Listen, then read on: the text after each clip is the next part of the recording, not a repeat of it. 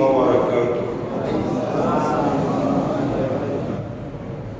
نحمده ونصلي ونسلم على حبيبه الكريم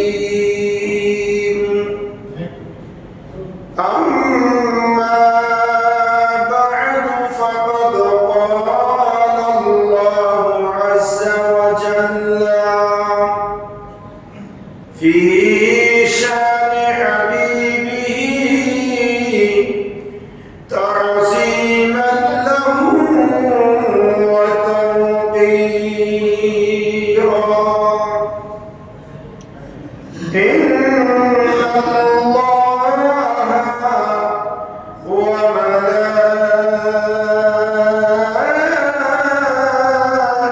وملائكته يصلون على النبي يا أيها الذين آمنوا صلوا عليه وسلموا تسليما صلى الله على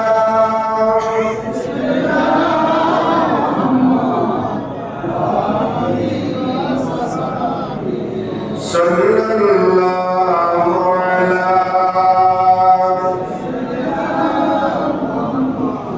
وآله وأصحابه صلى الله على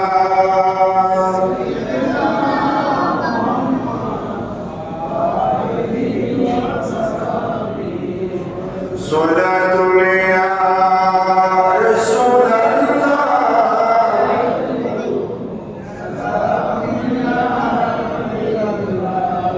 صلاة يا رسول الله عليكم حبيب الله कलिमा तौहीद है तेरी शहादत हुसैन तू न होता तू न रह जा तेरी सदाकत ऐ हुसैन सलाम या रसूल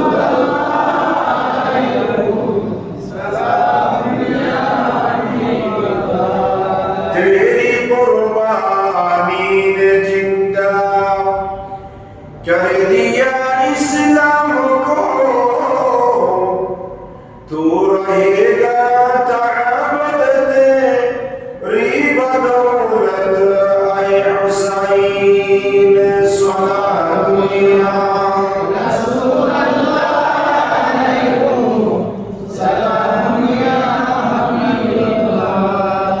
मिल्लत इस्लाम को मिलता है एकदम से हयात कैसे भूले हम तेरी में शहादत ऐ हुसैन सलाम या रसूल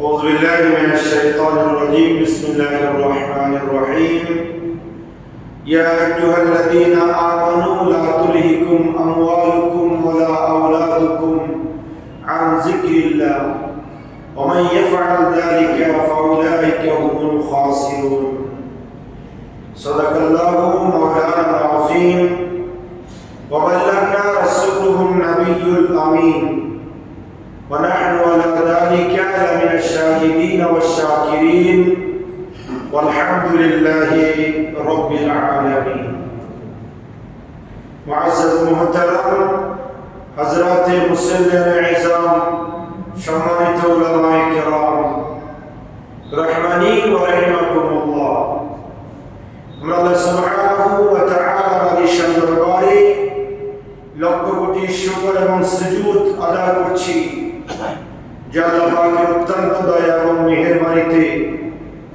1447 হিজরি প্রথম তারিখের প্রথম মাসের প্রথম জুমা নামাজে জুমা আদায়ের মহান লক্ষ্যে আল্লাহর মসজিদে আসার বসার সবাই একত্রিত হয়ে সালামি আরজ করার সুযোগ আর তৌফিক যে আল্লাহ সুবহানাহু ওয়া তাআলা আমাদেরকে দান করেছেন তার দরবারে করছি আলহামদুলিল্লাহ। আর দুরূদ ও সালামের হাদিয়া গ্রহণ করছি সোনার মদিনায় কামলিওয়ালা নবী নূরুন নবী হায়াতুন নবী ইমামুল আম্বিয়া নবী আফতাবুন নবুওয়াত শাহিনশাহ রিসালাত সুলতান মদিনা তাজদার ইহরাম সরকার দু আলম ইমামুল আম্বিয়া মুহাম্মদুর রাসূলুল্লাহ সাল্লাল্লাহু তাআলা আলাইহি ওয়াসাল্লাম নূরি দরবার সোনার মদিনায় উচ্চ আওয়াজে আরেকবার করছি আলহামদুলিল্লাহ।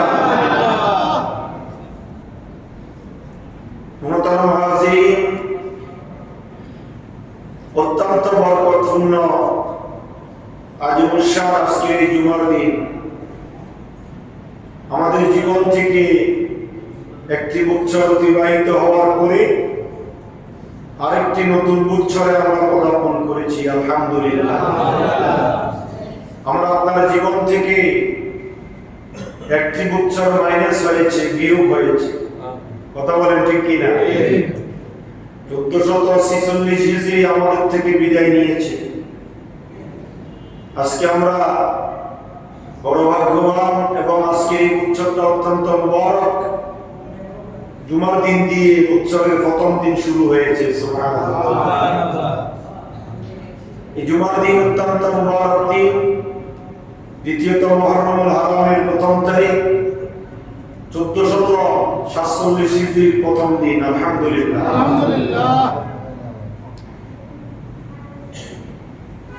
আল্লাহ রাব্বুল আলামিন হাকামুল হাকিমিন আমাদেরকে দুনিয়ার জমিনে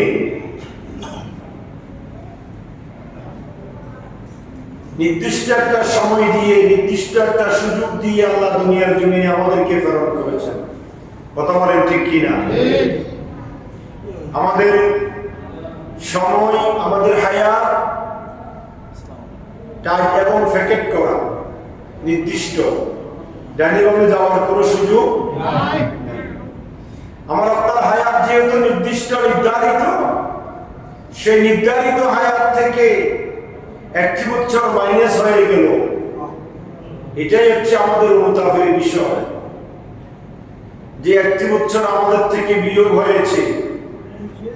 এই এক বছরে আমি কি করেছি, আমার জীবনকে কতটুকু কোরআন সুন্নাহর উপর প্রতিষ্ঠিত রাখতে পেরেছি, কতটুকু আমি আমার আল্লাহকে রাজি করতে পেরেছি, আমার চলন বলন লেনদেন কথাবার্তা ওঠা বসা আদান প্রদানে আমার আল্লাহ কতটুকু আমার উপর সন্তুষ্টি হয়েছেন, এবং না জানি কোনো কারণে আমার আল্লাহ আমার উপর অসন্তুষ্ট হয়ে আছেন, এই বিষয়ে চিন্তা অ্যানালাইসিস পর্যবেক্ষণ করা গুরুত্বপূর্ণ দিন হচ্ছে আজকের এই দিন।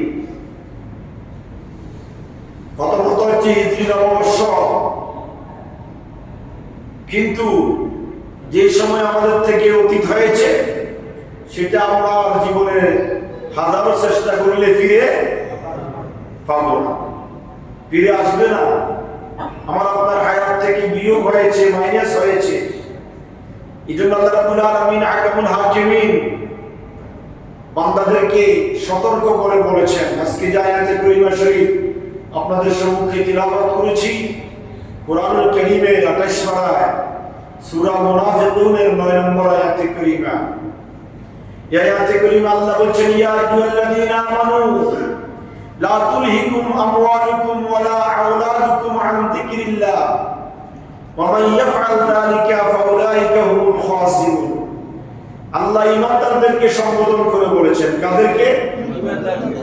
কথা বলেন, কাদেরকে? ঈমানদারদেরকে। আল্লাহ কোন কাফের, মুশরিক, মুনাফিক, অন্য কোন বিজাতি, অন্য কোন ধর্মের লোকদেরকে সম্বোধন করে বলেন নাই।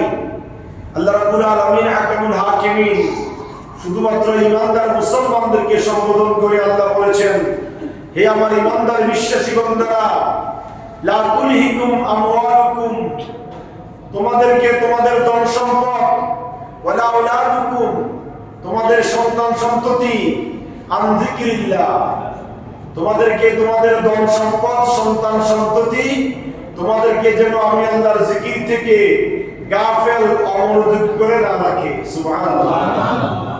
কার জিকির? বান্দার চলন বলন, উঠা বসা, লেনদেন, আদান প্রদান, বান্দার সর্ব অবস্থায় কার্যক্রম হবে কাকে খুশি করার জন্য? আল্লাহকে খুশি করার জন্য।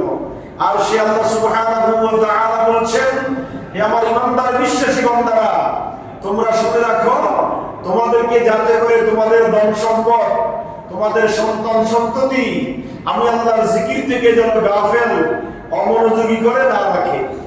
ওয়া মান ইয়াফআল যালিকা, আর যারা সন্তান সন্ততি ধন সম্পদের মোহে পড়ে আমি আল্লাহকে ভুলে যাবে, ফাউলাইকা হুমুল খাসিরুন, তারাই ক্ষতিগ্রস্ত হবে। জোরে বলুন নাউযুবিল্লাহ।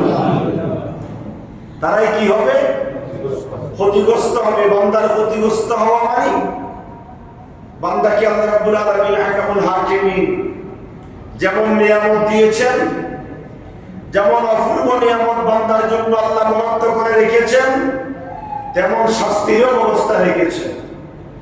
আল্লাহ রাব্বুল আলামিন হাকামুল হাকিমিন সন্তান সন্ততি এবং ধন সম্পদ এই দুইটা একজন মানুষকে জান্নাতি করা অথবা জাহান্নামী করা, এই দুইটাই কারণ। সুবহানাল্লাহ।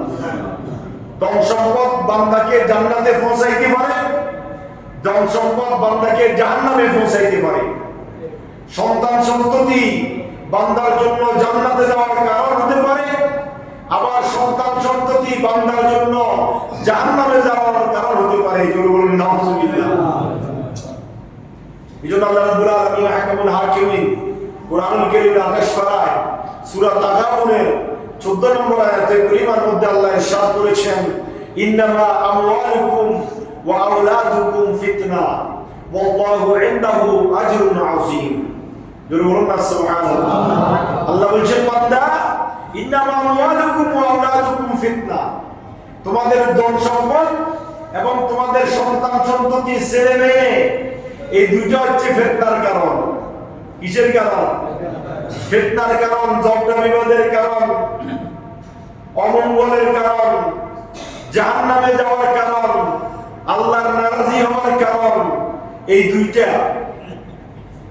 ওয়াল্লাহু ইনদাহু আজরুন আযীম, আর আল্লাহর নিকট তোমাদের জন্য রয়েছে মহান প্রতিদান। জোরে বলুন সুবহানাল্লাহ। আজরুন আযীম, মহান প্রতিদান আল্লাহ বান্দার জন্য বরাদ্দ করে রেখেছেন।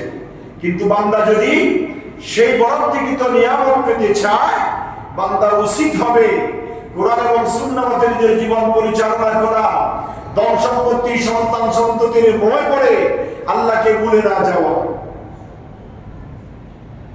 শুধু তাই নয়, আল্লাহ রাব্বুল আলামিন হাকামুল হাকিমিন একই সূরার মধ্যে কোরআনুল কারীমের 28 পারা সূরা তাগাবুনের 14 নম্বর আয়াতে কারীমে, একই আয়াতে কারীমের মধ্যে আল্লাহ বলেছেন, ইয়া আইয়ুহাল্লাযীনা আমানু, হে আমার ইমানদার বিশ্বাসী বান্দারা, ইন্না মিন আজওয়াজিকুম ওয়া আওলাদিকুম আদুফুল লাকুম, তোমাদের স্ত্রীগণ এবং তোমাদের সন্তানগণ তোমাদের জন্য শত্রুতার কারণ। দেখেন, পৃথিবীর জমিনে একজন মানুষের সবচাইতে আপনজন মা বাবার পরে তার স্ত্রী, স্ত্রীর জন্য তার স্বামী। কথা বলেন ঠিক কি না? কিন্তু আল্লাহ রাব্বুল আলামিন হাকামুল হাকিমিন বান্দাকে সতর্ক করছেন যে বান্দা সাবধান, ইয়া আইয়ুহাল্লাযীনা আমানু, হে আমার ইমানদার বিশ্বাসী বান্দারা, ইন্না মিন আজওয়াজিকুম ওয়া আওলাদিকুম আদুউল লাকুম, তোমাদের স্ত্রীগণ তোমাদের সন্তানগণ তোমাদের জন্য শত্রু। কার কথা? কেন শত্রু হবে না? আল্লাহ রাব্বুল আলামিন হাকামুল হাকিমিন কোরআনুল কারীমের আরেক জায়গায় বলেছেন, দেখেন আমরা যা করি পৃথিবীর জমিনে সব কিছু করি সন্তান সন্ততির জন্য, ছেলে মেয়ের জন্য, নিজের সুখের জন্য। কথা বলেন ঠিক কি না? কিন্তু দুনিয়ার সুখ কি আসলে সুখ? আসল সুখ হচ্ছে قد أفلح من تزكى وذكر اسم ربه فصلى بل تؤثرون الحياة الدنيا والآخرة خير وأبقى سبحان الله আখিরাত হচ্ছে আমাদের জন্য উত্তম। এইজন্য আল্লাহ বান্দাকে সব বলে দিচ্ছেন। এক আয়াতে বলেছেন ধন সম্পদ এবং সন্তান সন্ততি ফিতনার কারণ, আরেক আয়াতে বলেছেন স্ত্রী ছেলে মেয়ে তোমাদের শত্রুতার কারণ, আরেক আয়াতের মধ্যে বলেছেন স্ত্রী ছেলে মেয়ে ধন সম্পত্তির মোহে পড়ে আল্লাহর জিকির থেকে বিরত থাকা আরেকটা কারণ। কুরআনুল কারীমের অন্যত্র বলেছেন আল মালু ওয়াল বানুন জিনাতুল হায়াতিদ দুনিয়া ওয়াল বাকিয়াতুস সালিহা। আল্লাহু আকবার। কুরআনুল কারীমের সূরা কাহফ 15 পারার মধ্যে আল্লাহ তাও বলেছেন আল মালু ওয়াল বানুনা জিনাতুল হায়াতিদ দুনিয়া, ধন সম্পদ সন্তান সন্ততি দুনিয়ার সৌন্দর্যের কারণ। সুবহানাল্লাহ। আপনি কোথায় যাবেন? এক বলছে ধন সম্পদ সন্তান সন্ততি ফিতনার কারণ, আরেকটা বলছে ধন সম্পদ সন্তান সন্ততি তোমাদের জন্য শত্রুর কারণ, আরেকটা বলছে ধন সম্পদ সন্তান সন্ততির মোহে পড়ে তোমরা আমি আল্লাহকে যখন ভুলে যাবে এটাও তোমাদের বিপদের কারণ। আর অন্য আয়াতে বলেছেন আল মালু ওয়াল বানুন জিনাতুল হায়াতিদ দুনিয়া, মাল ধন সম্পদ আর সন্তান সন্ততি সৌন্দর্যের পৃথিবীর জমিনের একমাত্র সৌন্দর্যের কারণ। সুবহানাল্লাহ। কিন্তু আল্লাহ সুবহানাহু ওয়া তাআলা বান্দাকে বারবার বলছেন বান্দা চিন্তা করো। কি চিন্তা করবে? ইয়া আইয়ুহাল্লাযীনা আমানু ইন্না মিন আজওয়াজিকুম ওয়া আওলাদিকুম আদুওয়ান লাকুম ফাহযারুহুম ওয়া ইন তা'ফু ওয়া তাসফাহু ওয়া তাগফিরু ফাইন্নাল্লাহা গফুরুর রহিম। সুবহানাল্লাহ। আল্লাহ বলেন বান্দারে আমার, দেখেন এই সমস্ত আয়াতগুলা সবগুলো আল্লাহ ঈমানদারদেরকে সম্বোধন করে বলছেন। কাদেরকে? ইয়া আইয়ুহাল মুনাফিকুন বলেন নাই, ইয়া আইয়ুহাল কাফিরুন বলেন নাই, ইয়া আইয়ুহান নাস বলেন নাই। ঈমানদার মুসলমানদেরকে খাস করে বলেছেন ইয়া আইয়ুহাল্লাযীনা আমানু।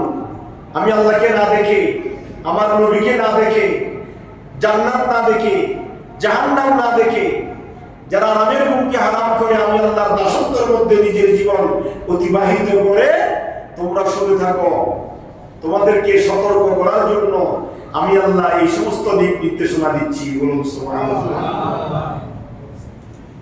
আল্লাহ সতর্ক করেছেন আমাদেরকে। আর আল্লাহ বলেছেন ফাইন্নাল্লাহা গফুরুর রহিম, নিশ্চয় আমি আল্লাহ ক্ষমাশীল। আল্লাহ কি? ক্ষমাশীল। শুধু তাই নয়, কুরআনুল কারীমের অন্যত্র বলেছেন, কি বলেছেন? ইয়াউমা ইয়াফিরুল মারউ মিন আখিহি ওয়া উম্মিহি ওয়া আবিহি ওয়া সাহিবাতিহি ওয়া বানিহি লিকুল্লি ইমরিন মিনহুম ইয়াউমাইযিন শাআনুন ইউগনি। সুবহানাল্লাহ। এই আয়াতে কারীমের মধ্যে আল্লাহ কি বলছেন? যে সব ছেলেমেয়ের জন্য আমি দুনিয়ায় হালালকে হারাম বানিয়ে ফেলতেছি, হারামকে হালাল বানিয়ে ফেলতেছি, জায়েজকে নাজায়েজ বানিয়ে ফেলতেছি, নাজায়েজকে জায়েজ করে ফেলতেছি, একমাত্র ছেলে মেয়ে স্ত্রী পরিবারের জন্য। কথা বলেন ঠিক কিনা? আমি একজন চলার জন্য কতটুকু লাগে, কিন্তু আমার আন্ডারে আমার স্ত্রী আছে, আমার ছেলে আছে, মেয়ে আছে, ভাই আছে, বোন আছে, আত্মীয় স্বজন আছে। আপনি একজন ইনকাম করেন, পরিবারের 10 জন আপনার উপর নির্ভরশীল। কথা বলেন ঠিক কিনা? এই 10 জনের জন্যই আপনি করতেছেন। আপনার ছেলেকে মানুষ বানাবেন, উচ্চ শিক্ষিত বানাবেন, সেজন্য আপনি ইনকাম করতেছেন। আপনি যদি বলেন আমি একাই খাবো আর ঘুম যাবো, আমার আর বেশি কিছুর প্রয়োজন নাই, তাহলে আপনাকে আমাকে সকাল সন্ধ্যায় 24 ঘন্টা এত কষ্ট ক্লান্তি এত ত্যাগ কোনো প্রয়োজন ছিল না। কিন্তু আল্লাহ সাবধান করে দিয়েছেন বান্দা, যে সন্তানের জন্য তুমি উঠে পড়ে লেগেছ, হারাম তুমি জানো, সেটাকে গ্রহণ করে ফেলতেছ, সন্তানকে সম্পদ জোগাড় করে দিবে, বাড়ি গাড়ির ব্যবস্থা করে দিবে, উচ্চশিক্ষা শিক্ষিত করবে, কিন্তু সে সন্তান আদুল্লাহু, তোমার শত্রু। কে বলতেছেন? কথা বলেন না মুসলমান, কে বলে? যে স্ত্রীর জন্য আপনি আরামকে হারাম করে সকাল থেকে সন্ধ্যা পর্যন্ত 24 ঘন্টা মাথার ঘাম পায়ে ফেলে অক্লান্ত পরিশ্রম করছেন, আল্লাহ বলছেন ইন্না মিন আজওয়াজিকুম, তোমার সেই স্ত্রী তোমার জন্য তোমার শত্রুতার কারণ। কোথায় হবে শত্রু? সেই কথা আল্লাহ কুরআনুল কারীমের 30 পারার মধ্যে আল্লাহ বলে দিয়েছেন, ইয়াওমা ইয়াফিরুল মারউ মিন আখিহি, যে কিয়ামতের কঠিন ময়দানে মুসিবতের সময় বান্দা তোমাদেরকে আমার আসামির কাঠগড়ায় দাঁড়াতে হবে।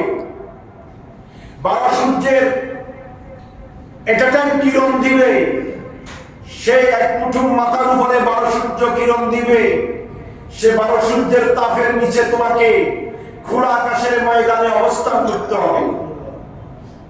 সেই কঠিন মুসিবতের সময় বান্দা ইয়াওমা ইয়াফিরুল মারউ মিন আখিহি, সেই দিন তোমার ভাই তোমাকে দেখে পালাবে। কে বলতেছেন? কথা বলেন না, কে বলতেছেন? আল্লাহর কথা মিথ্যা? না। কোন সুযোগ আছে? না।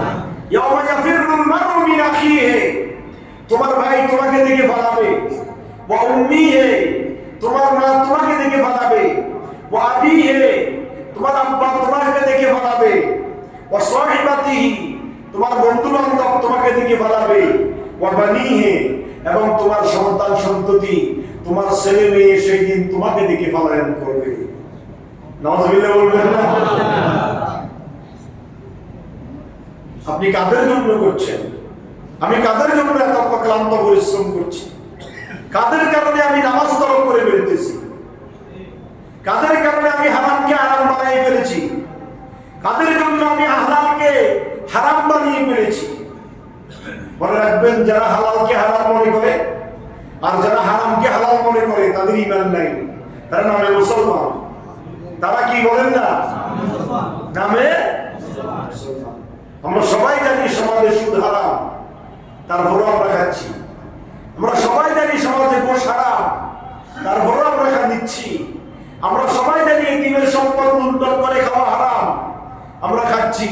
আমরা জানি চাকরিতে আপনার কর্মস্থলে যদি কামাহাক্কু ডিউটি পালন করা না হয়, সেই কর্মস্থলে ডিউটি করে টাকা নেওয়া হারাম, আমরা ঠিকই খাচ্ছি। আমরা জানি নামাজ তরক করা গুনাহের কাজ, জাহান্নামে যাওয়ার কারণ, আমরা তরক করছি। আমরা জানি জামাতে নামাজ পড়া এটা আবশ্যক কাজ, কিন্তু আমি সংসার ছেলে মেয়ে স্ত্রী ভাই বোন এদের চিন্তা চেতনা করতে গিয়ে জামাতে নামাজ তরক করে পড়ছি। কিন্তু আল্লাহ রাব্বুল আলামিন হাকামুল হাকিমিন বলেন, বান্দা তুমি কি একটু চিন্তা করেছো যে স্ত্রী তোমার শত্রু, যে ছেলে তোমার শত্রু হবে কাল কিয়ামতের ময়দানে, যে ছেলে মেয়ের কারণে তুমি জাহান্নামী হবে, যে স্ত্রীর কারণে তোমাকে জাহান্নামে যেতে হবে, যে ছেলে মেয়ে স্ত্রী ভাই বোনের কারণে তোমাকে ফরমানে কঠিন অবস্থার মধ্যে সময় অতিবাহিত করতে হবে, তুমি কি জানো সে কঠিন মুহূর্তে কেউ তোমার সাথে আসবে না, তোমার সঙ্গ দিবে না, তোমাকে দেখে ভালাবে। আল্লাহ রাব্বুল আলামিন হাকামুল হাকিমিন বারবার বলছেন, বান্দা কোরআনুল কারীমের অসংখ্য আয়াতে কারিমা এইভাবে স্ত্রী ছেলে মেয়ে নিয়ে ধন সম্পত্তি নিয়ে আজকে এই বিষয়ে আলোচনা করার পিছনে একটিমাত্র আমার উদ্দেশ্য, আমার আপনার জীবন থেকে 1446 হিজরি বিদায়। কথা বলেন না? আমরা অনেকে জানি না আজকে যে হিজরি সনের প্রথম দিন নববর্ষ। যদি বাংলা নববর্ষ হইতো আমরা সবাই জানতাম, যদি ইংরেজি নববর্ষ হইতো আমরা একজন আরেকজনকে ফুল দিতাম, পার্কে যেতাম, ঘোরাফেরা করতাম। কিন্তু যে হিজরি সনের সাথে ইসলামের সম্পর্ক, যে হিজরি সনের সাথে মুসলমানের সম্পর্ক, যে হিজরি সনের সাথে ইসলামের সমস্ত ইবাদত, ফরজিয়াত, ওয়াজিবাত, নফল সমস্ত ইবাদতের একটা সুসম্পর্ক, সেই হিজরি সন সম্পর্কে আমরা উদাসীন। আজকে 1447 হিজরির প্রথম দিন। আমরা কি গত রাত্রে তওবা করতে পেরেছি? আমাদের কারো বোধগম্য আছে যে আমার জীবন থেকে গত মুহররমুল হারাম থেকে আজকে মুহররমুল হারামের 1 তারিখ, এই একটি বছর 365 দিন বিদায় নিল।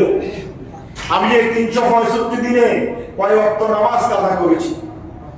365 দিনে কয় ওয়াক্ত নামাজ আমার জীবন থেকে ছুটে গিয়েছে? কয়টা রোজা আমি রাখি নাই? কয়টা ফরজ, কয়টা ওয়াজিব, কয়টা সুন্নাত আমার থেকে তরক হয়েছে? এটার জন্য আমার করণীয় কি? এই চিন্তা চেতনা আমাদের মাঝে নাই। আমরা আছি শুধু দুনিয়ার মোহে। এই জন্য আল্লাহ বারবার বলেছেন, বান্দা লা তুলহিকুম আমওয়ালুকুম ওয়ালা আওলাদুকুম আন যিকরিল্লাহ। দুনিয়ার মোহে পড়ে, সন্তান সন্ততি, ধন সম্পত্তির মোহে পড়ে বান্দা তুমি উদাসীন হয়ে যেও না। তুমি আমি আল্লাহর স্মরণ থেকে অমনোযোগী হয়ে যাও না বান্দা। তুমি আমি আল্লাহকে স্মরণ করো। ফাযকুরুনি আযকুরকুম। বান্দা যদি আমি আল্লাহকে স্মরণ করো, আমি আল্লাহ তোমাকে স্মরণ করব। সুবহানাল্লাহ। আর যে বান্দাকে আল্লাহ স্মরণ করবে সে বান্দার কোনো দুঃখ নাই, আছে নাকি? কোনো চিন্তা নাই, কোনো চেতনা নাই, কোনো দুঃখ নাই, কোনো কষ্ট নাই। যে বান্দার জন্য আল্লাহ, সে বান্দার জন্য গোটা পৃথিবী। জোরে বলুন সুবহানাল্লাহ। এইজন্য আল্লাহ বান্দাকে আবার স্মরণ করাই দিচ্ছেন, ইয়া আইয়ুহাল্লাযীনা আমানু তাকুল্লাহ ওয়াল তানজুর নাফসুম মা কদ্দামাত লিগাদিন ওয়াত্তাকুল্লাহ ইন্নাল্লাহা খাবীরুম বিমা তা'মালুন। বলুন সুবহানাল্লাহ। আল্লাহ ঈমানদারদেরকে বলছেন, ইয়া আইয়ুহান নাস বলে নাই। কিছু কথা শিখবেন, মসজিদে আসবেন, কিছু কথা শিখে নিবেন। জুমার দিন শুধু আসলেন, চোখ বন্ধ করে শুনি থাকলেন, তা নয়। ইয়া আইয়ুহান নাস দ্বারা কাফের, মুশরিক, হিন্দু, বৌদ্ধ, খ্রিস্টান, মারওয়া, সাকবার, 36 জাতি সবাইকে আল্লাহ বলেন ইয়া আইয়ুহান নাস। বলেন না ইয়া আইয়ুহান নাস। নাস মানে মানুষ। মানুষের মধ্যে সবাই আছে, আছে না নাই? কিন্তু ইয়া আইয়ুহাল্লাযীনা আমানুর ভিতর সবাই নাই। ইয়া আইয়ুহাল কাফিরুনের ভিতর সবাই নাই। ইয়া আইয়ুহাল মুনাফিকুনের ভিতর সবাই নাই। আর আল্লাহ বারবার ঈমানদারদেরকে অত্যন্ত আদরের ভাষায়, মুহাব্বতের ভাষায় আল্লাহ বলছেন, ইয়া আইয়ুহান নাস, ইয়া আইয়ুহাল্লাযীনা আমানু। হে আমার ঈমানদার বিশ্বাসী বান্দারা। শব্দটা অত্যন্ত মধুর, কোরআন কারীমে বারবার এসেছে। ইয়া আইয়ুহাল্লাযীনা, হে আমার ঈমানদার বিশ্বাসী বান্দারা, ইত্তাকুল্লাহ, ভয় করো কাকে? আল্লাহকে। সুবহানাল্লাহ। আল্লাহ বারবার বলছেন। এটা হচ্ছে সূরা হাশর, 28 পারা সূরা হাশরের 18 নম্বর আয়াতে কারীমার মধ্যে আল্লাহ বলছেন, ইয়া আইয়ুহাল্লাযীনা আমানু তাকুল্লাহ। হে আমার বান্দারা, ঈমানদার বান্দারা, তোমরা কাকে ভয় করো? ওয়াল তানজুর নাফসুম মা কদ্দামাত লিগাদ। আগামী দিনের জন্য তুমি কি জমা করেছো? তোমার জীবন থেকে একটা বছর বিয়োগ হয়েছে, কথা বলেন না ঠিক কিনা? একটা বছর অতিবাহিত হয়েছে।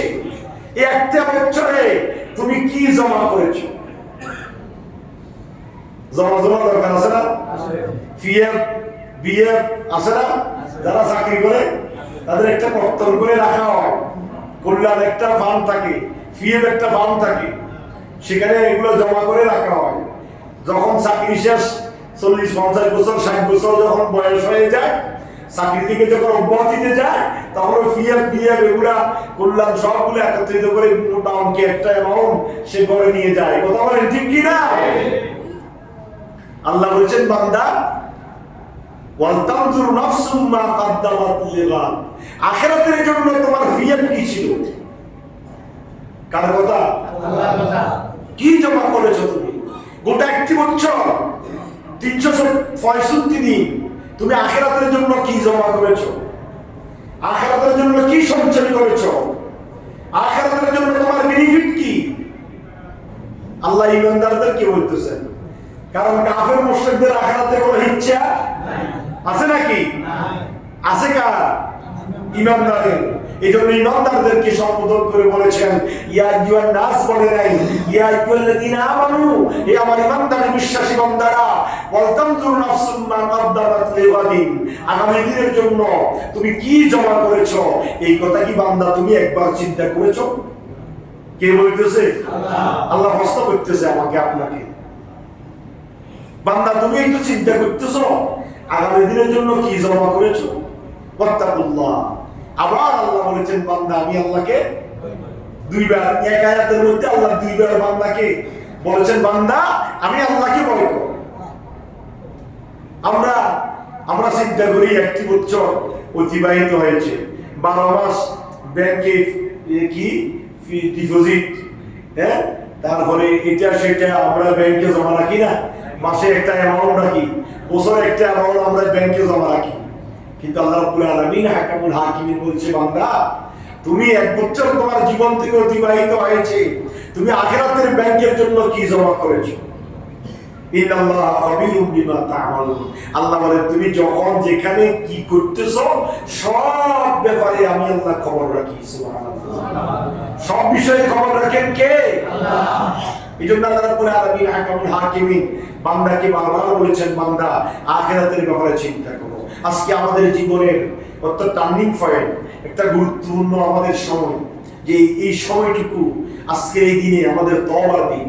আমাদের থেকে বিগত হয়েছে যে রাত্রি, এই রাত্রি ছিল বিশাল একটা তওবার রাত্রি। এই রাত্রিতে আমরা কতটুকু তওবা করতে পেরেছি আল্লাহর দরবারে, যে আল্লাহ আমার জীবন থেকে একটা বছর মাইনাস হয়েছে, আরেকটা বছর আমি পদার্পণ করেছি।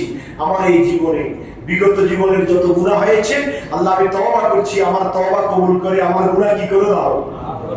আর যতদিন জীবিত থাকবো আগামী জিন্দেগি আমি যেন সুস্থ শরীরে তোমাকে রাজি করে চলতে পারি, গুনাহমুক্ত জিন্দেগি যেন করতে পারি, আল্লাহ আমাকে তৌফিক দান করুন। এই জন্য আল্লাহ রাসূল স্মরণ করাই দিচ্ছেন আপনি তওবা করবেন, আপনি এই কাজ করবেন, এই সুযোগ বান্দা নাই, আছে নাকি? কথা বলেন আছে নাকি? বান্দাকে এই সুযোগ আল্লাহ দেয় নাই। আল্লাহ চাবিটা বান্দার নিজ হাতে রেখেছেন, যখন টান দিবে সাথে সাথে কি করতে হবে? চলে যেতে হবে। এই জন্য আল্লাহ রাসূল বলেছেন আজ্জিলু বিত-তাওবাতি ক্বাবলাল মাউত, উম্মতরে আমার মৃত্যু আসার আগে তওবা করে ফেলো। মৃত্যু কখন আসবে তুমি তো জানো না, মৃত্যু আসার আগে তওবা করো। দ্বিতীয়ত বলেছেন ওয়াজ্জিলু বিস-সাদকাতি ক্বাবলা তাহবিলিল মাল, সম্পদ নষ্ট হয়ে যাওয়ার আগে, হাতছাড়া হয়ে যাওয়ার আগে সম্পদ থেকে সদকা দিয়ে সম্পদকে পবিত্র করো। ওয়াজ্জিলু বিতাসবিজিল বানাতি ক্বাবলাল ফাকিহা, মেয়ে অপকর্মে দাবিত হওয়ার আগে, জেনা ব্যভিচারে লিপ্ত হওয়ার আগে, আরেকজনের সাথে সম্পর্ক করে আপনার মুখে চুনকালি দেওয়ার আগে মেয়েকে বিবাহ দিয়ে তুমি জায়েজ কাজ, হালাল কাজ তুমি শেষ করো। সুবহানাল্লাহ। মেয়ে কলেজ ইউনিভার্সিটিতে যায়, ভার্সিটিতে যায়, হ্যাঁ, সে মেয়ে আরেকজনের সাথে সম্পর্ক করে চলে যায়, বাপ মা জানে না। এই দায়িত্ব কার? কথা বলেন, এই দায়িত্ব কার? মা বাবা। আপনি সবকিছু করতে পারলেন, আপনার মেয়েটাকে আপনি কন্ট্রোলে রাখতে পারলেন, সেই যোগ্যতা আপনার কাছে নাই। আপনি মেয়ের কাছে ফেল হয়ে গেলেন আপনি মেয়ের সামনে। এই জন্য আল্লাহ রাসূল বলেছেন ওয়াজ্জিলু বিতাসবিজিল বানাতি ক্বাবলাল ফাদিয়া, মেয়ে ইউনিভার্সিটিতে পড়ে, ভার্সিটিতে পড়ে, ডাক্তার হচ্ছে, মাস্টার হচ্ছে, এটা আমি আল্লাহর দেখার বিষয় নয়। আমি আমার আল্লাহর কাছে আমার দেখার বিষয় হচ্ছে মেয়ে যখন উপযুক্ত হবে তোমার দায়িত্ব হচ্ছে তাড়াতাড়ি তাকে বিয়ে দিয়ে দাও। সুবহানাল্লাহ। মেয়ে কেন ডাক্তার বানাও নাই, এই প্রশ্ন আল্লাহ কিয়ামতের ময়দানে বান্দাকে করবে না। মেয়ে কেন ইঞ্জিনিয়ার বানাও নাই, এই প্রশ্ন আল্লাহ কিয়ামতের ময়দানে বান্দার কাছে করবে না। মেয়েকে কেন দ্বীন শিক্ষা দাও নাই, এই প্রশ্ন আল্লাহ করবে। কথা বলেন ঠিক কি না? আজকে মুসলমান এত কথা বলার পরেও মুসলমান বোধগম্য নাই। মেয়েকে কোন ইউনিভার্সিটিতে পড়াইছো, এই প্রশ্ন আল্লাহ করবে না, কিন্তু মেয়েকে দ্বীন শিক্ষা দিয়েছো কিনা, ছেলেকে শরীয়ত শিক্ষা দিয়েছো কিনা, এই প্রশ্নের জন্য কাল কিয়ামতের কঠিন ময়দানে আপনাকে আসামির কাঠ করে দাঁড়াইতে হবে। মেয়েকে কেন উপযুক্ত সময়ে বিয়ে দাও নাই?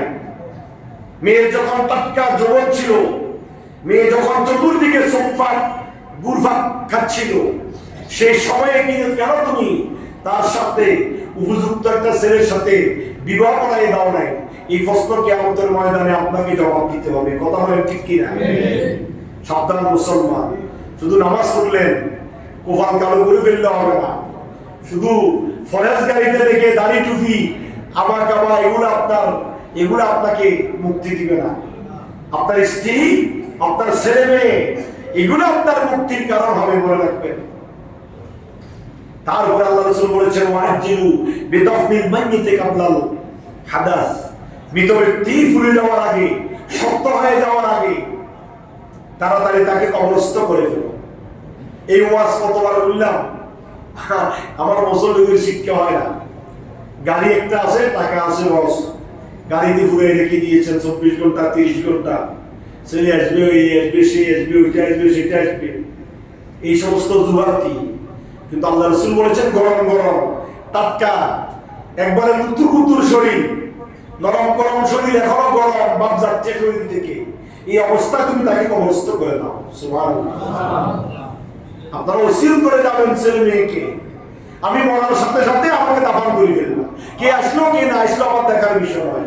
আপনার ছেলে আসি জানাজা পড়লে আপনি জান্নাতে যাবেন, ছেলে আসি আমেরিকা থেকে আপনাকে না দেখলে আপনি কি জাহান্নামে যাবেন নাকি? ছেলে আপনার জান্নাতে জাহান্নামে যাওয়ার কারণ মরার পরে নয়। আপনার ছেলে, আপনার মেয়ে, আপনি জান্নাতে তোমার জাহান্নামে যাওয়ার কারণ হচ্ছে আপনি জীবিত থাকা অবস্থায়। জোরে বলেন ঠিক কিনা?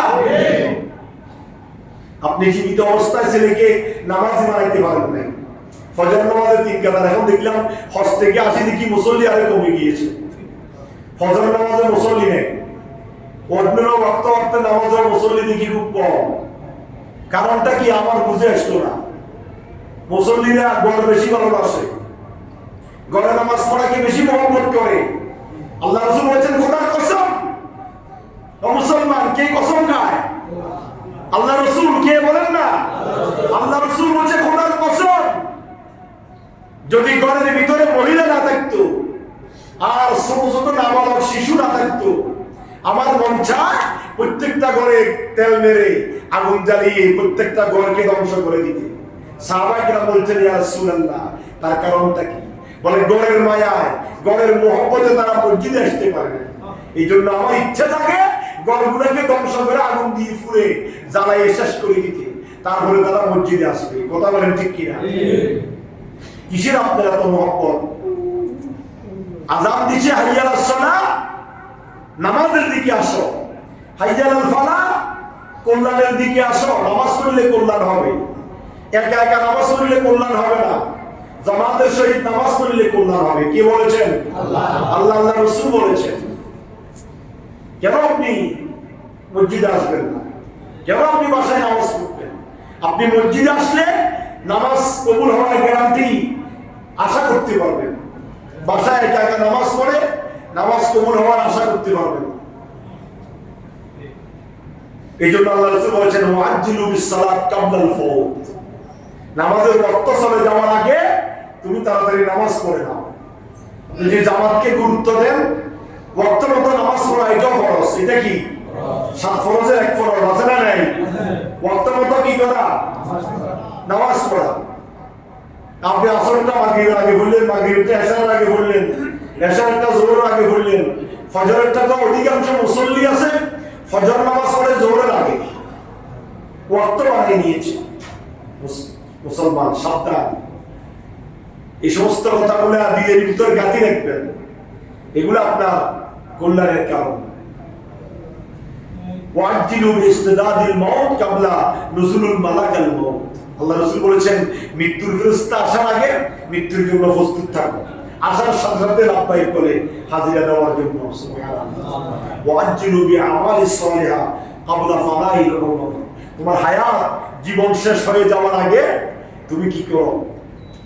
নেক আমল করো। সুবহানাল্লাহ। জীবন চলে গেলে আর হাজারো চেষ্টা করলে নেক আমল করা যাবে না। আল্লাহ রাব্বুল আলামিন হাকামুল হাকিমিন এই হাদিসের মোতাবেক আমাদেরকে আমল করার তৌফিক দান করুক। আমিন। আজকে যা আলোচনা করেছি আখিরাত সম্বলিত, এবং একটি বছরের শেষ আর একটি বছরের শুরু। এই আমলগুলো আল্লাহ আমাকে এবং আপনাদের সবাইকে করার তৌফিক দান করুন। এই মাস হচ্ছে মুহররমুল হারাম। এই মাস কোন মাস? মুহররমুল হারাম। এই মুহররমুল হারামের মধ্যে সমাগত ইয়াউম আশুরা। ইনশাআল্লাহ আজিজ, আমরা আগামী জুমায় সেই মুহররমুল হারামের ইতিহাস, আশুরার ঘটনা সম্পর্কে জানবো।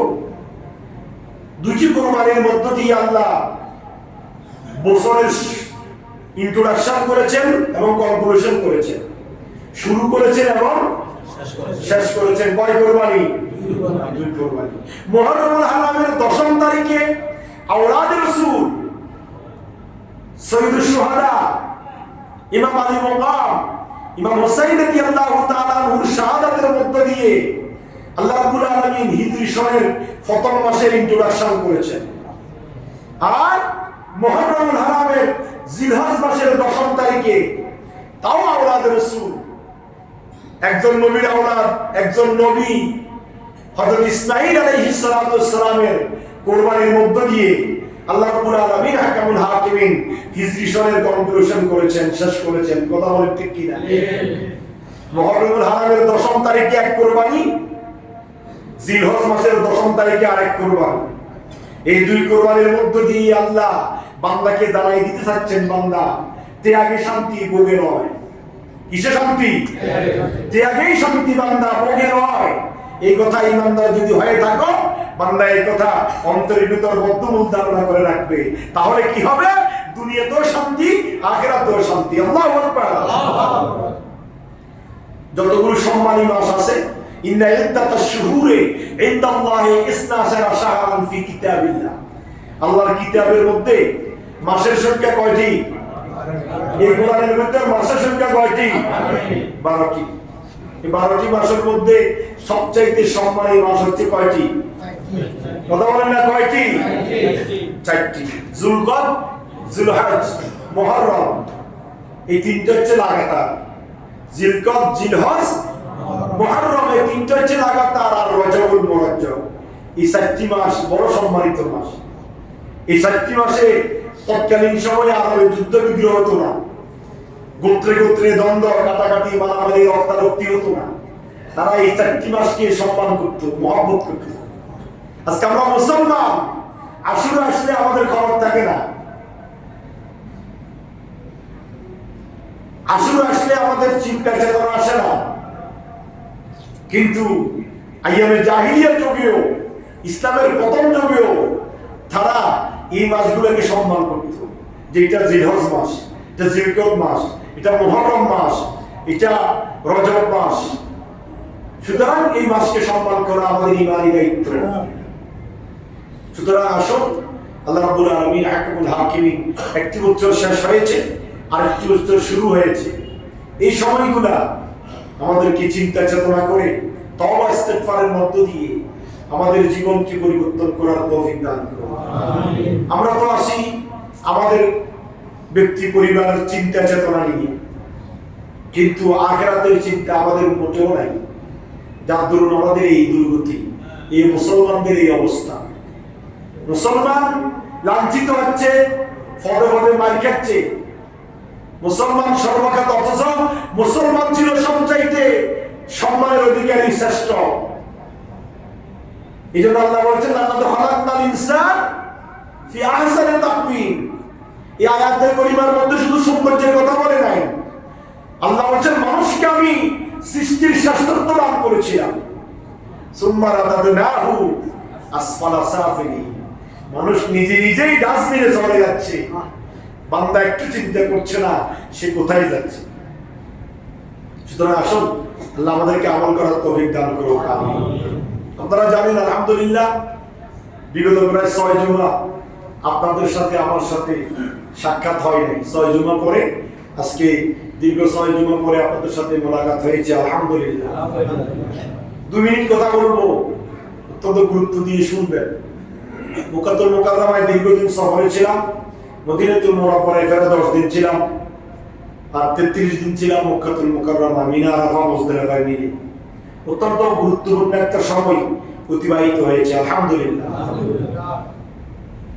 আমি আমার বক্তব্যের জন্য বলছি না, বা আমি নিজের কথা আপনাদেরকে শোনাচ্ছি না, এইটার থেকে আপনাদের কিছু ইব্রত হাসিল করার জন্য আমি এই কথাগুলো বলছি। মানুষ মক্কা শরীফে যায়, হজ করবে, এই চিন্তা চেতনা নিয়ে। কথা বলে ঠিক কিনা? নামাজ দৈনিক কয়বার ফরজ? 5 বার। সপ্তাহে কয় দিন? 7 দিন। মাসে কয় দিন? বছরে কয় দিন? যে নামাজ ডেইলি 5 বার, সপ্তাহে প্রতিদিন, মাসে প্রতিদিন, বছরে 365 দিন এই প্রতিদিন পড়তে হয়, ওই নামাজের জন্য বাহ্যিক কিছু প্রস্তুতি আছে না নাই? প্রতিদিন সে প্রস্তুতি নিতে হয়। আর হজ জীবনে কয়বার? কথা বলেন না, কয়বার? সে হজের জন্য আমরা মুসলমান কোনো প্রস্তুতি নিই না, ওরা আফসোস। হজে যাবে একবারে খুশি, রমরমা ব্যবসা চলে। ব্যবসা মানে কি? খানা খানা, বেআইনি খাবার, হলের গোষ্ঠী খাবার, বাইরের গোষ্ঠী খাবার, বাইরে খাবার, বনি খাবার, দাওয়াতদের যার আসে করে দেবো হজেরও, ঠিক না? যাইতে রাজি না হলে বাতলি বান্দি বাড়াই দেব। মগর হজের জীবনে একবার ফরজ, জীবনে একটিবার ফরজ। ওই ফরজটা আদায় করার জন্য আমি মক্কাতুল মুকাররমায় যাচ্ছি, মদিনাতুল মুনাওয়ারায় যাচ্ছি, আমাকে কতটুকু প্রস্তুতি নেওয়ার প্রয়োজন? সেখানে ফরজ কি, ওয়াজিব কি, সুন্নাত কি, মুস্তাহাব কি, জায়েজ কি, নাজায়েজ কি, করণীয় কি, অকরণীয় কি, এই ব্যাপার নিয়ে আমরা মুসলমান বাংলাদেশী একেবারে ওয়াকিফ, একবারে অজ্ঞ। এই জন্য আমি আপনাদেরকে বলার উদ্দেশ্য হচ্ছে, মাত্র আসলাম তো, এই জিনিসগুলো যদি আপনাদেরকে একটু বলি, আপনাদের অথবা কিছুটা কাজে আসবে। সময় না আসলেও দিলে না হলেও আসবে। হজে যাবেন, কাউকে বলারও দরকার নাই। আপনি নিজের নফসকে বলেন আমি হজে যাবো, হজটা তো ফরজ। নামাজের ভিতরে যদি ওয়াজিব তরক হয়, তাহলে কি দিতে হয়? সুজদা দিতে হয়। ওয়াজিব তরক হলে সুজদা দিলে নামাজ কি হয়ে যায়? পরিপূর্ণ। যদি ফরজ একটা ছুটে যায়, তখন কি সুজদা দিলে কাজ হবে? কথা বল না। তখন আবার কি করতে হবে? নামাজ দৌড়াই করতে হবে। তা আপনি 8 লক্ষ টাকা 10 লক্ষ টাকা খরচ করে হজে যাচ্ছেন, আপনার কোনো প্রস্তুতি নাই, কোনো ফরজওয়াজি সম্পর্কে জানেন না। ফরজ কয়টা, কি কি, কখন করতে হবে? ওয়াজিব কয়টা হজে, কি কি, এই 6টা 7টা ওয়াজিব কখন আদায় করতে হবে? সুন্নাত কি, নফল কি, এগুলা সম্পর্কে আপনি উদাসীন, কিছুই জানেন না। মনে করে আমাদের বাংলাদেশিরা এরামের কাপড় দুটো পরি, বাস বিমানে করে চলে গেলে হজ হয়ে গেছে। বিমানে করে যায় লক্ষ চক্কর ধাক্কা ফাক্কা খায়, আজি চেদি কান্দা খালি খানা পিনা, বিদেশি খানা, আল্লাহর অস্তিয়া খানা খাই, সস আবার বিমানে করে বাংলাদেশ চলে আসতে পারে। আজি সব কথা বলেন ঠিক কিনা? আসলে তার ফরজ আদায় হয়েছে কিনা, ওয়াজিব আদায় হয়েছে কিনা, হজের আরকান আহকাম বিধানগুলো আপনার সঠিকভাবে ভালো হয়েছে কিনা, এই চিন্তা চেতনা অধিকাংশ বাংলাদেশের কাছে নেই। অন্যান্য কান্ট্রির মানুষ দিনচর্যা সম্পর্কে আমি যতটুকু আলাপ আলোচনা করেছি, তারা অনেক অ্যাডভান্স এই সমস্ত ব্যাপারে, কিন্তু একমাত্র অজ্ঞ হচ্ছে আমাদের বাংলাদেশি। হেরান শরীফে আপনি দেখবেন প্রতিদিন ইফতারি দিচ্ছে, লেখা আছে ইফতার প্যাকেটের ভিতর, আরবিতে, ইংরেজিতে। ওরা আসরের পর থেকে এগুলা কন্ডিশন করে, প্লাস্টিক বিষয়, কাপড় বিষয় আনি রাখে, পানি দে। একমাত্র বাঙালি দেখবেন আপনি সেখানে দেওয়ার সাথে সাথে খাওয়া আরম্ভ করছে। অন্যান্য কান্ট্রির মানুষগুলা বসে আছে, রোজা না থাকলেও এতে খাইতেছে না, যেগুলো দিচ্ছি ইফতারির জন্য। ফলে আমি ইফতারির সময় খাবো, সবাই খাবে, আমিও খাবো। আর একমাত্র বাঙালি ফাইলে ব্যাকে আলাদা দুইটা খবরের ভিতর ঢুকাই দাও। আর এই আসর থেকে মাগরিব সাড়ে তিনটায় 4:30 আসর, 4:30 থেকে 5:45, 5:06, 5:07, 7:10 মাগরিব। আসর থেকে মাগরিব পর্যন্ত 3 ঘন্টা 20 মিনিট সময়। কোন কারণে যদি হেরান ফিল্মে বসে দেখতে পারে এই কার কি হয়েছে না হয়েছে, কোথায় গেছে, কি করছে না করছে, কত টাকা নিয়ে এসছে, কি কামাইছে, কেন করছে না করছে, শুধু গল্প গুজব ছাড়া আর কিছুই নেই। আর অন্যান্য কান্ট্রির মানুষগুলো দেখেন, নাইজেরিয়া, ইন্দোনেশিয়া, সুদান, অন্যান্য কান্ট্রির মানুষগুলো দেখেন 24 ঘন্টা কোরআন নিয়ে বসে আছে, শুধু কোরআন পড়তেছে। আর বাঙালিকে ডাক দেয়, এই যখন মোবাইলে ফ্যা করে শিখলেন ভিডিও কল দেখা হয় আর জেনে সব ইত্যাদি কোরআন ফরিদ না তুলে দেখো, কোরআন ফরিদ কথা আসতে কম। কিন্তু একমাত্র দমক খাইতেছে বাঙালি, অন্যগুলোকে দমক দিতে হয় না। এরা শুধু কোরআন শরীফ পড়তেছে, আল্লাহ করে আসি কোরআন শরীফ পড়ে দিল, ইবাদত করি দিল। এই চিন্তা চেতনা থেকে আমরা অনেক করি। সুতরাং হজের যে ফরজিয়ত আছে, ওয়াজিবাত আছে, এগুলা ভালো করে প্রশিক্ষণ দিবেন। কোথায় কি করতে হবে, কয় তারিখে করতে হবে, কখন করতে হবে, অন্তরে বর্তমান ভালোভাবে শিক্ষা গ্রহণ করবেন। জীবনে একবার হজ করবেন, বাকি বারবার আপনার তৌফিক থাকলে আপনি যেতে পারেন, এটা আপনার ইখতিয়ার। কিন্তু আপনি একটিবার হজ করবেন, হজের মতো হজ করতে হবে, যেটা ফরজ। এটা যদি ত্রুটি হয় আপনার ফরজ আদায় হবে না। ফরজ যদি আদায় না হয়, আল্লাহ রাসূল বলেছেন ওয়ালাউকানা ইয়াহুদিয়্যা আও নাসরানিয়্যা, সে যদি ইহুদি হয় মরে, নাসারা খ্রিস্টান হয়ে মরে, আমি রাসূলের কোনো আফসোস নাই। নাউজুবিল্লাহ বলেন না। যে উম্মতের জন্য রাসূল কাঁদতেছে 24 ঘন্টা, এখনো তাদের মদিনাতুল মুনাওয়ারায়, সেই নবী বলতেছে এত যদি জাহান্নামে চলে যায় আমার দেখার বিষয় না। ইয়া রাসূলুল্লাহ কেন? মানে এত শিখানো শরীয়ত মোতাবেক হজ আদায় করলো না, এই জন্য জাহান্নামে চলে যাও, কাফের, মুশরিক, খ্রিস্টান, ইহুদি হোক, আমি রাসূলের কোনো আফসোস নেই। এই জন্য মুসলমান সাবধান। আর মদিনাতুল মুনাওয়ারায় যায় শুধু বাজার আর বাজার। শুনছে মদিনা শরীফের জিনিসের দাম কম, কিন্তু 5 ওয়াক্ত নামাজ, এরেন ফেরিমি পড়া, রাসূলকে তাজিম দিয়ে সালাম দেওয়া, রাসূলের পাশে আসা, রাসূলের চেহারার সামনে যাওয়া। আল্লাহ রাসূল বলেছেন মান সাল্লা ইনদা রাব্বি ফাসামিতু, তুমি বাংলার জমিন থেকে এসে যদি আমি রাসূলের দাওয়াত মুবারকের সামনে দাঁড়িয়ে আমি রাসূলকে সালাম দাও, আমি নিজ কানে শুনি এবং তার জবাব দিই। সুবহানাল্লাহ। আল্লাহ রাসূল মরা নবী না জিন্দা নবী? মুসলমান বলেন না কি নবী? জিন্দা নবী। ফাসামিতু, বাংলাদেশ থেকে পড়লে ফেরেশতারা নিয়ে পৌঁছাই দেয়। ওমান সাল্লা নাইমান উবাল্লিগু, বাংলাদেশে পড়লে এই দুরূদ সালামগুলো ফেরেশতারা নিয়ে পৌঁছায়। আর যদি সোনার মদিনায় রওজা থারের সামনে গিয়ে যদি আপনি সালাত ও সালাম দেন, আল্লাহ রাসূল যে নিজ কানে শুনি এবং তার জবাব দিই। সুবহানাল্লাহ। সে নবীর দরবারে গিয়েও আদব জানে না, কথা বলা জানে না, কোথায় নামাজ পড়তে হবে সেটা জানে না। সুতরাং আমি দীর্ঘদিন আসছি, এই জন্য আপনাদেরকে কথাগুলো বললাম। এগুলা সব শিখবেন, ফঙ্করভাবে শিখে হজ করতে যাবেন। মূলত হাজি নাম লেখানোর জন্য নয়, আর বাজার সাজার বস্তা ভরে আনার জন্য নয়। আপনি সেখানে আনতে যান নাই, আপনি নামাজ পড়তে আসলে কি বললাই বালি আল্লাহ বলল্লাহ তেজলে কাপড় নিয়ে যান নাকি? তো হজ করতে গেলে কাপড় লাগে, হজ করতে গেলে জিনিস লাগে। তবে তো প্রতিবার নামাজ আসলে বেশি তৈরি, হজ দিলে খরচ, নামাজ তৈরি খরচ। কথা বলেন ঠিক কিনা? সুতরাং এই হজ, এই কথাগুলো মনে রাখবেন। আমি আপনাদের জন্য দোয়া করি। আল্লাহ রাসূল বলেছেন আল্লাহুম্মা গফিরিল হাজ, আল্লাহ রাসূল হাজিদের জন্য দোয়া করেছেন। আজকে আপনাদের সবার জন্য দোয়া করব।